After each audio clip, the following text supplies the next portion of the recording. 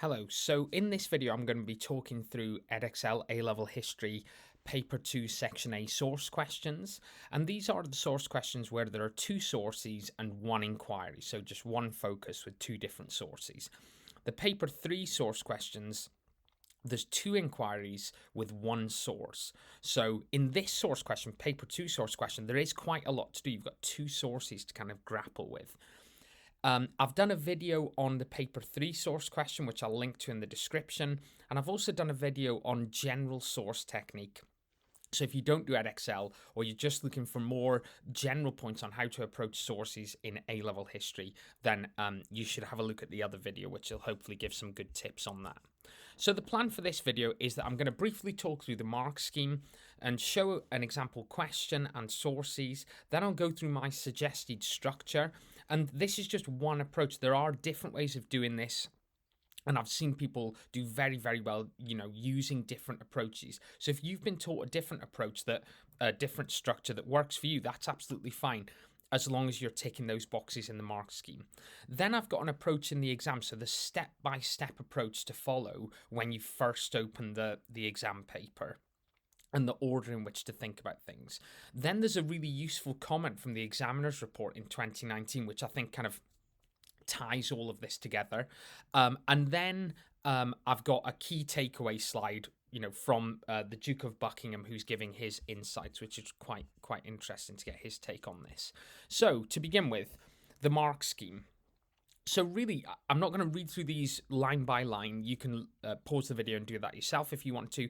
But really, the first bullet point, and this is the top level to get an A star, is about making reasoned inferences.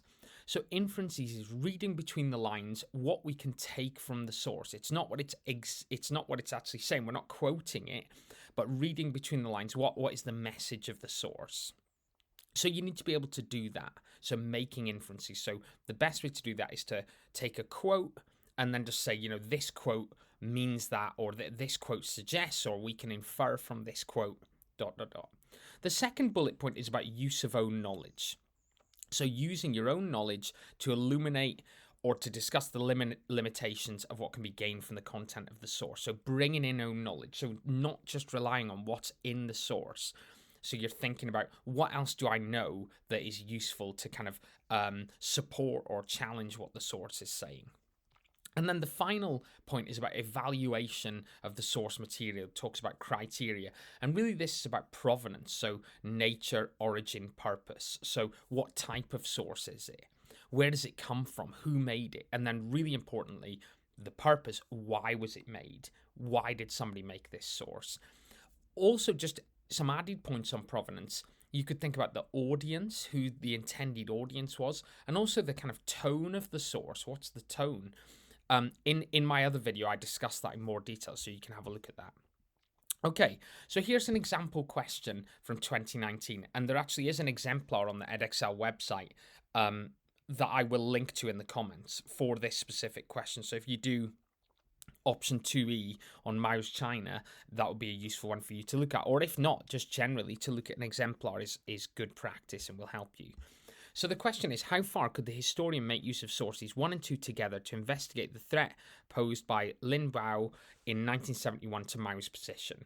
So what are these sources saying about the threat posed to Mao from Lin Bao in 1971? So here are the sources. So the first one is this top secret communication, which was sent to the leadership of the Communist Party. And the second one is the official press release made by the Chinese embassy in Algeria. So I'm going to come back to that, but the sources, usually there is a kind of key difference. So it's kind of one is public and one is private, as the case is here. Source 2 is public, source 1 is private. Sometimes you've got if you look at dates, that's quite a good one. One is immediately after the event, and one is sometime after, or one could be kind of during an event, and one a long time after. It could be a kind of insider versus outsider. You could have a government official versus a kind of protester, maybe. So that's something to think about. I'm not going to go through these in detail. Again, you can pause this and do that yourself. So moving on to the structure. So as I said, and I need to say it again because I want to be really, really clear, that there's many ways of doing this. So, if you've been taught a different way and it works for you and you've been doing well, that's absolutely fine. If you're not sure how to do it, then this approach might help. This might be the way that you've been taught. So you don't need a structure. You don't need structure. You don't need an introduction in the same way you do for your regular essays, because there's not really a need to do kind of context, definition, argument here. Paragraph 1 is focused on the first source, and what you should do is make a point, then use a quote, make an inference from that, use your own knowledge to kind of support or challenge that inference, and then make a judgment, and try and do that twice. So making 2 inferences and then using your own knowledge to kind of support or challenge what you can learn from the first source. Then discuss the provenance of the first source, so nature, origin, purpose, and then give a summary. So you're dealing with source 1 first. What can the source tell us about the inquiry? What can we infer? What own knowledge can we use? And then what is the impact of the provenance? And then do a summary overall. How useful is the source? Do the same in paragraph 2 for the second source. So inference, own knowledge, judgment, quote, inference, own knowledge, judgment, with provenance, and then a summary. And then paragraph 3 is the sources together. Now, I've seen some people do this paragraph first, and that's absolutely fine to do that. So what this paragraph is doing is you're discussing the similarities and or the differences of the sources. So if the sources all agree on, if they both agree on something, that's useful, isn't it? If they agree on an issue, then that shows there is some agreement that's useful to the historian. Now, if they disagree on something, that's also useful, because you could say it shows disagreement between the official line and the kind of unofficial line on an event. So the differences might be to do with provenance. It could be to do with content. The similarities could be content or provenance. Usually the provenance is different though, and that's where one of the differences lie. And I would say aim for about 3, if you can find 3 similarities or differences, and just explain how that makes the sources together useful. Okay, so if one is official and one's unofficial and they're both saying the same thing, that's useful to a historian. If one's official and one's unofficial and they're saying different things, that's useful as well, because it shows that the official one maybe is purposely ignoring something, purposely trying to hide something.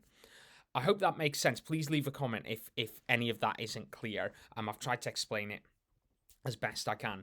And then obviously you do a conclusion. Overall, how useful are the sources, for this inquiry?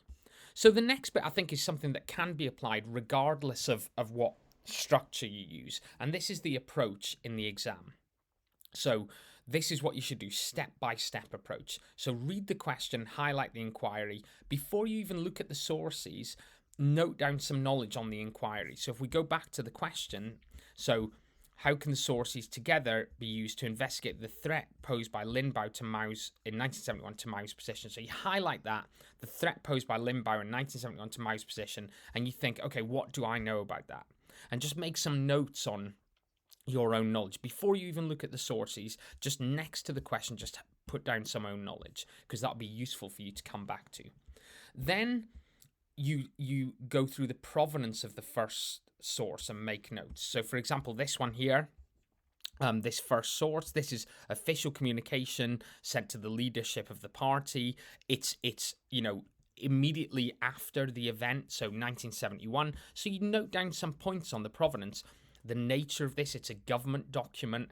The origin of this, it comes from the government, so that's really important. And the purpose is to kind of share information. It's top secret within the party. So think about what the impact of that might be. It might be more perhaps honest because it's top secret. It's not for the public to see.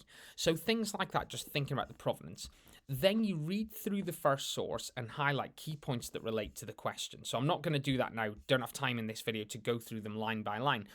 But reading through the source, highlighting key points, and think about what inferences can I make from this source. And then do the same thing with the second source. So go through it, provenance first, and then what is it saying about the inquiry. And then when you've done that and you've gone through both sources, provenance and content, think about the ways that the sources can be used together. Okay, so as I said before, we've got one here that's private and one that's public. Look at the dates. One is in 1971. One is, from July 1972. So you've got one that's immediately after the event, and then you've got one over a year after, or not quite a year, sorry, almost a year after, which is, showing that this is still an issue, showing that it's an official press release made by the Chinese embassy. It's still an issue. Also, there is some agreement, if you read through these, there's some agreement on the nature of the threat, so that's useful as well. So I think they will be the three kind of similarities and differences that I'd pull out for this particular question. Okay, now the next thing is the comment from the examiner's report. And this is, I think, really useful at kind of pulling together what I've said in this video. So it says the strongest answers were able to develop reasoned and supported inferences, okay, using contextual knowledge and an awareness of the nature, origin, and purpose of the source, okay? And it makes this important point here that you shouldn't really criticize a source for leaving something out unless it's been omitted intentionally. Okay, so you can't criticize a source for not saying something if that isn't the purpose of the source. Why would it say everything? Of course it won't. So I think that's really really important to note. Just this comment from the examiner's report that making reasoned inferences, contextual knowledge, discussing the provenance, and not criticizing sources for leaving something out unless it's been done on purpose. Also, looking at the sources together. So that last sentence there about using the sources together, which I would suggest you do in paragraph 3. You could do that in paragraph 1. And I've also seen people do these questions for section A of paper 2, where you just do all the paragraphs looking at the sources together. Okay, so you could just do paragraph 1. One way they can be used together is this, and paragraph 2 another way, paragraph 3 another way. But then in every paragraph, you've got to do inferences, own knowledge, and discuss provenance. If that's a way that you're confident doing, absolutely go for it. But you do have to use them together. Okay, so hopefully you can see after looking at that comment from the examiner's report that this approach does tick those boxes and ticks the boxes of the mark scheme. So, key takeaways from the Duke of Buckingham. Obviously, he didn't do A-level history. This is just a joke that I've got him in there. But you need to make inferences, so reading between the lines. You need to use own knowledge to support or challenge the source. You need to think about provenance, nature, origin, purpose. As I said, audience, tone, date as well. Don't be afraid to use obvious terms in your answer like inference, provenance, value, weight. Don't be afraid to use those things. It's actually in some ways good for the examiner to be signposted in and to see exactly what you're doing. And for paper 2, as I've just been talking about, think of similarities, what they agree on, and differences between the sources. That's really, really important. That, as I've suggested, that third paragraph where you're looking at them together is really, really important. Okay, I hope that was useful, and I've gone through that in some detail, but if there's any aspects of this that aren't clear, or you want me to, make a video on something, a particular part of this, please let me know. Thank you for listening.